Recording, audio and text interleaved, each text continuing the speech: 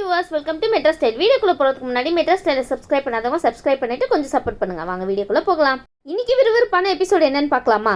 பிரியா நினைக்கிறாங்க இங்க இருக்கிறது ரொம்ப இடைஞ்சலாவே இருக்கு, இல்ல ஏதாச்சும் பண்ணணுமே, என்ன பண்றது அப்படின்னு யோசிச்சுட்டு இருக்கும்போது இங்க இருந்து துரத்துறதுக்கு நம்ம தான் ஏதாவது பண்ணி ஆகணும், வேற வழியே இல்ல அப்படின்னு சொல்லி நினைச்சிட்டு இருக்காங்க. அவ ரொம்ப நல்லாவே எல்லாத்தையும் கத்துக்கிட்டு இருக்கா. அது மட்டும் இல்லாம இங்க போட்டியே எனக்கும் அவளுக்கு மட்டும்தான். அதை விட என்ன முக்கியமான விஷயம் பார்த்தா, ரேவதி என்னை விடவே ரொம்ப அழகா இருக்கா. அவன் மட்டும் இங்க இருந்து போயிட்டானா நம்மளோட ரூட் கிளியர் ஆயிடும், பாஸ் நம்மளுக்கு தான் அப்படின்னு நினைச்சிட்டு இருக்காங்க பிரியா. இந்த மாதிரி மட்டும் தப்பான எண்ணத்தை நினைக்காதீங்க. எப்பயுமே கார்த்தி ரேவதிக்கு தான். அதுக்கேத்த மாதிரி எல்லா பிளானையும் போட நான் ரெடியா தான் இருக்கேன். ரேவதி உனக்கும் எனக்கும் முன்பகை எல்லாம் எதுவுமே கிடையாது, ஆனா நீ எடுத்துக்க வந்துட்டேன்னா என்னால எதுவுமே சாதிக்க முடியாது, அதுக்காக இப்படி பண்ணிதான் ஆகணும் அப்படின்னு நினைச்சிட்டு இருக்காங்க பிரியா. சரி இப்போ என்ன பண்ணலாம் அப்படின்னு யோசிச்சுட்டு இருக்கும்போது பீட்டர் மூலமா சில பேப்பர்ஸ் எல்லாம் கார்த்திக் கிட்ட கொடுக்குறாங்க. பேப்பர்ஸ்லாம் நான் அப்புறமா செக் பண்றேன் அப்படின்னு சொல்லிட்டு இருக்காங்க. சரின்னு சொல்லிட்டு லஞ்சுக்கு கிளம்பி போயிடுறாங்க. இதுதான் சரியான சந்தர்ப்பம் அப்படின்னு சொல்லிட்டு என்ன பண்றாங்கன்னா, நம்ம இந்த விஷயத்தை மட்டும் பண்ணிட்டா எங்கேயோ போயிடலாம். ரேவதியா இங்க இருந்து வெளியே போனாலும் சரி, இல்ல நம்ம எம்டி கண்ண பின்ன திட்டி ரேவதியை வெளியே அனுப்பினாலும் சரி. பீட்டர் பேப்பர் கொடுத்தாங்களா, அந்த பேப்பர்ல நம்ம கண்ண பின்னா ஏதாவது எழுதிடலாம். கார்த்தி ஆசையா லெட்டர் எழுதினா எப்படி இருக்கும் அந்த மாதிரி எழுதி நம்ம ரேவதியோட ஃபைல்ல வச்சிடலாம். யதார்த்தமா யோசிக்கிறாங்க. சரி செய்ய வேண்டிய வேலையெல்லாம் சரியா செஞ்சு முடிச்சாச்சுப்பா, ரேவதியாச்சு எம்டியாச்சு எதையாவது பண்ணிக்கிட்டோம் அப்படின்னு சொல்லிட்டு இருக்காங்க.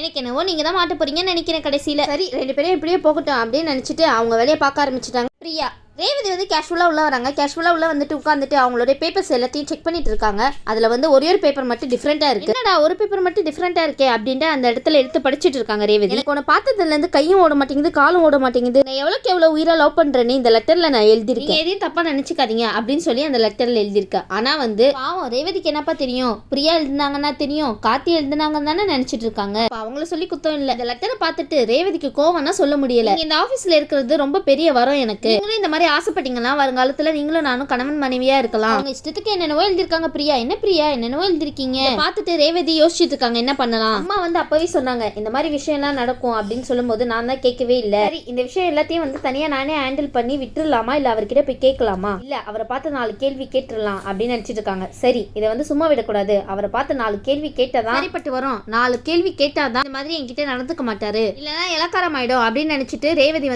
கார்த்தியை பார்த்து கேட்க போறாங்க. பிரியா அந்த இடத்துல நினைக்கிறாங்க, என்னடா ரேவதி இன்னும் எந்த ரியாக்டுமே பண்ணலையே, எழுதின பேப்பரை படிச்சாலா இல்லையா அப்படின்னு யோசிச்சுட்டு இருக்காங்க. என்ன ஒரு ஆர்வம் அடுத்தவன் லைஃப்ல விளையாடுறதுல, அப்படி என்ன ஆர்வம் பிரியா உங்களுக்கு? நம்ம எழுதி கொடுத்ததை உண்மைன்னு நினைச்சிட்டு அவ ஆசைப்பட்டு அவர்கிட்ட போய் கேட்டுட்டானா, அச்சோ இதை பத்தி நம்ம நினைக்கவே இல்லையே, அவளுக்கு தோணாத விஷயத்த நானே ஏதோ எழுதி தோண வச்சுட்டேனா அப்படின்னு சொல்லிட்டு பிரியா அந்த இடத்துல உட்காந்து புலம்பிட்டு இருக்காங்க. ரேவதியும் இதை பார்த்துட்டு என்ன பண்ணலாம் அப்படின்னு சொல்லி யோசிச்சுட்டு இருக்காங்க. பிரியா அங்க முதல்ல நினைச்சிட்டு இருக்காங்க, சரி அந்த லெட்டரை படிச்சாலா இல்லையா, நம்மள மாதிரியே இவ்வளவு பெரிய இடத்துக்கு வரணும் அப்படின்னு ஆசைப்பட்டு இருந்தா என்ன பண்றது, தேவையில்லாத வேலையை நம்மளே பண்ணிட்டோமோ, நம்மளே வழிகாட்டி விட்டுட்டோமோ அப்படின்னு அந்த இடத்துல பிரியா யோசிச்சுட்டே இருக்காங்க. சரி இனி இந்த பேப்பர் கையில வச்சுட்டே இருந்தா வேலைக்கு ஆகாது, நம்மளே போய் கேட்டுட்டு வந்துடலாம் அப்படின்னு சொல்லிட்டு கோவமா அந்த பேப்பர் எடுத்துட்டு கார்த்திக் கிட்ட போயிட்டு இருக்காங்க ரேவதி. இப்பதான் பிரியாக்கு உயிரே வருது, அப்பாடா கோவமா தான் பேப்பர் எடுத்துட்டு போயிட்டு இருக்கா. அப்ப நம்ம போட்ட பிளான் கரெக்ட் தான் போல அப்படின்னு நினைச்சிட்டு இருக்காங்க பிரியா. அப்ப அந்த இடத்துல பார்த்து பிரியா கேக்குறாங்க, என்னாச்சு ரேவதி என்ன பிரச்சனை, ஏன் கோவமா போயிட்டு இருக்கீங்க அப்படின்னு சொல்லி கேட்கும்போது அதுக்கு ரேவதி சொல்றாங்க, இல்லங்க நான் பாஸை பார்த்து கொஞ்சம் பேச வேண்டியது இருக்கு அப்படின்னு சொல்லிடுறாங்க. பிரியா கேக்குறாங்க, கையில என்ன பேப்பர் அப்படின்னு சொல்லி கேட்கும்போது ரேவதி சொல்றாங்க, அதெல்லாம் நான் பாத்துக்கிறேங்க அப்படின்னு சொல்லிட்டு இருக்காங்க. ரேவதி ரொம்ப கோபமா இருக்காங்க அப்படின்னு சொல்லி புரிஞ்சுக்கிட்டு, பாஸ நீ போய் நல்ல கேள்வி கேட்க போற, அவர் கோச்சுக்கிட்டு நீ எல்லாம் என்ன கேள்வி கேட்கிற இடத்துல இருக்க அப்படின்னு கண்ணா பின்னான்னு உன்னை திட்ட போறாரு. சூப்பர்ல பிரியா நீ சாதிச்சிட்ட. பிரியா தனக்கு தானே பெரிய கோட்டை கட்டிட்டு இருக்காங்கன்னே சொல்லலாம். நான் எவ்வளவு எக்ஸ்பீரியன்ஸான ஆளு, அந்த காலத்துல இருந்தே நான் இங்க இருக்கேன், நீ ஏன் இடத்துக்கு வரணும்னு ஆசைப்பட்ட, அதை எப்படி நான் விட்டுருவேன், நீ வரணும்னு நான் நினைக்கல, ஆனா நீ வரது என்னோட முதலாவது ஸ்தானம், அதை நான் விட்டு கொடுப்பேனா, அந்த இடத்துல நான் மட்டும் தான் என்னைக்குமே இருப்பேன், அந்த இடத்துல யாருமே வர விடவும் மாட்டேன், வரவும் கூடாது அப்படின்னு சொல்லி நினைச்சிட்டு இருக்காங்க பிரியா. ரேவதி அதிரடியா கேபின்குள்ள போறாங்க. சார் உள்ள வரலாமா அப்படின்னு ரேவதி சொல்றாங்க.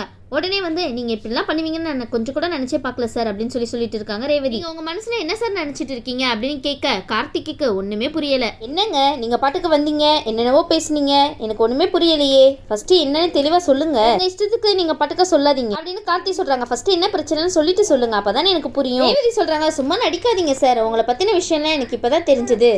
என்னங்க பேசிட்டு இருக்கீங்க, இப்பதானே சொன்னேன், இந்தாங்க இந்த பேப்பரை படிச்சு பாருங்க, அப்பதான் உங்களுக்கே புரியும் அப்படின்னு சொல்றாங்க. சொல்லுங்க சார் இது எல்லாத்தையும் நீங்க தானே எழுதுனது. அதுக்கு கார்த்தி சொல்றாங்க, இல்ல இது நான் எழுதுனது கிடையாது அப்படின்னு சொல்றாரு. இதுக்கு எனக்கும் சம்பந்தம் கிடையாது ரேவதி அப்படின்னு சொல்லிட்டு இருக்காரு கார்த்தி. அதுக்கு ரேவதி கேக்குறாங்க, வேற யாருக்கு சார் இந்த மாதிரி எழுத இங்க தைரியம் இருக்கு அப்படின்னு சொல்லி கேட்க, நீங்க தான் இந்த விஷயத்தை எழுதி என்கிட்ட கொடுத்துருக்கணும், அப்படிதான் நடந்திருக்கும் சார் அப்படின்னு சொல்லிட்டு இருக்காங்க ரேவதி. கார்த்தி சொல்றாங்க, புரிஞ்சுக்கோங்க இதை நான் எழுதவே இல்லை ரேவதி அப்படின்னு சொல்லிட்டு இருக்காரு. அதுக்கு ரேவதி சொல்றாங்க, மலுப்பாதீங்க சார், நடிக்காதீங்க அப்படின்னு சொல்லிட்டு இருக்காங்க. என்ன சார் என்ன எல்லாரையும் போல நானும் உங்களை தேடி தேடி லவ் பண்ணுவேன்னு நினைச்சிட்டு இருக்கீங்களா? நிச்சயமா அதுக்கு வாய்ப்பே கிடையாது கார்த்தி சார், உங்களை பார்த்து எனக்கு எந்த ஃபீலிங்குமே கிடையாது கிடையாது அப்படின்னு டப்புன்னு ரேவதி சொல்லிட்டாங்க. அதுக்கு கார்த்தி யோசிச்சுட்டு இருக்காங்க, என்னடா இது நம்ம ரேவதியை இப்படிலாம் நம்மள பார்த்து பேசுறது, நம்ம ரேவதி இப்படிலாம் கோவப்பட்டு நம்ம பார்த்ததே கிடையாது அப்படின்னு ரேவதியை பார்த்து சிரிச்சிட்டு இருக்காங்க கார்த்தி. ரேவதி கேக்குறாங்க, என்ன சார் நான் உங்களை வந்து பக்கமா திட்டிட்டு இருக்கேன், நீங்க என்னன்னா சிரிக்கிற மாதிரில இருக்கு அப்படின்னு சொல்லி கேட்கும்போது, ஐயோ கார்த்தி நீ சிரிக்கிறது வெளியே தெரியுது போலயே, அமைதியாரு அப்படின்னு சொல்லி கார்த்தியே சொல்லிக்கிறாரு. கார்த்தி சொல்றாரு, சரி பரவாயில்ல, ரேவதி இப்படி கோவப்பட்டு நடந்துக்கிறதும் ஒரு மாதிரி ஜாலியா தான் இருக்கு, நல்லா இருக்கு பாக்க அப்படின்னு சொல்லி நினைச்சிட்டு இருக்காரு கார்த்தி. கார்த்தி நினைக்கிறாரு, இது அப்படியே போச்சுன்னா இவ பாட்டு கோச்சிட்டு எங்கேயாவது போயிட்டானா என்ன பண்றது இப்போ அப்படின்னு சொல்லி நினைச்சிட்டு இருக்காரு கார்த்தி. சரி ரேவதி நீங்க சொல்லி முடிச்சிட்டீங்க, ஒரு நிமிஷம் நான் சொல்றது கேக்குறீங்களா? என்னோட பிசினஸா இருந்தாலும் சரி எதுவா இருந்தாலும் சரி அவங்க என்ன நினைக்கிறாங்கன்னு தெரிஞ்சுக்கிற வரைக்கும் நான் வந்து அமைதியா தான் இருப்பேன். நீங்க இப்ப பேசி முடிச்சிட்டீங்களா, நான் இங்க இருந்து போறேன். எதுக்காக போறீங்க? நான் இனி இங்க இருக்கணும்னு அவசியமும் இல்ல தேவையும் இல்ல. சரி இப்ப நீங்க பேசி முடிச்சிட்டீங்க, நான் பேசலாமா? நீங்க இங்க இருந்து போறதுக்கான காரணம் தப்பா இருக்கிற பட்சத்துல அடுத்து நிப்பாட்டணும்னு அவசியமும் இல்ல தேவையும் இல்ல. நான் மட்டும் இங்க ஓனரா நடந்திருந்தேன்னா இதுக்கு எனக்கு சம்பந்தம் இல்ல, இங்க இருந்து போயிடு அப்படின்னு என்னால சொல்ல முடியும். ஆனா நான் அப்படிலாம் சொல்ல மாட்டேன். நீங்க என்ன பத்தி தப்பா புரிஞ்சுக்கிட்டு இருக்கீங்க, கண்டிப்பா இதை நான் மாத்துறேன். ரேவதி கேக்குறாங்க, என்ன சார் உங்க உண்மையான முகத்தை கண்டுபிடிச்சிட்டேன்னு நாடகம் ஆடுறீங்களா அப்படின்னு சொல்லி கேட்டுட்டு இருக்காங்க. இப்பவே இந்த நொடியே இதுக்கும் எனக்கும் எந்த சம்பந்தம் இல்லன்னு உங்களுக்கு ப்ரூஃப் பண்ணி காமிக்கட்டுமா அப்படின்னு சொல்லி கேக்குறாங்க. அதை நீங்க தெரிஞ்சுக்கோங்க அப்படின்னு சொல்லி ரெண்டு பேரும் பேசிட்டு இருக்காங்க. அதுக்கு ரேவதி சொல்றாங்க, என்ன சார் சொல்றீங்க, உங்களுக்கு இதுக்கும் சம்பந்தம் இல்லையா? நான் தான் சொல்லியிருக்கேன்ல, உங்க மனசுல இருக்கிறத எல்லாத்தையும் சொல்லிட்டீங்க. என்னை பத்தி நீங்க தப்பா நினைச்சிட்டு இருக்கீங்க. உங்களை நாங்க இங்க இருங்கன்னு சொல்லி வற்புறுத்தவே இல்லை. ஏன்னா நீங்க என்னை பத்தி இப்படி தப்பா நினைச்சிருக்கும் போது இதெல்லாம் பேசி நியாயமே கிடையாது.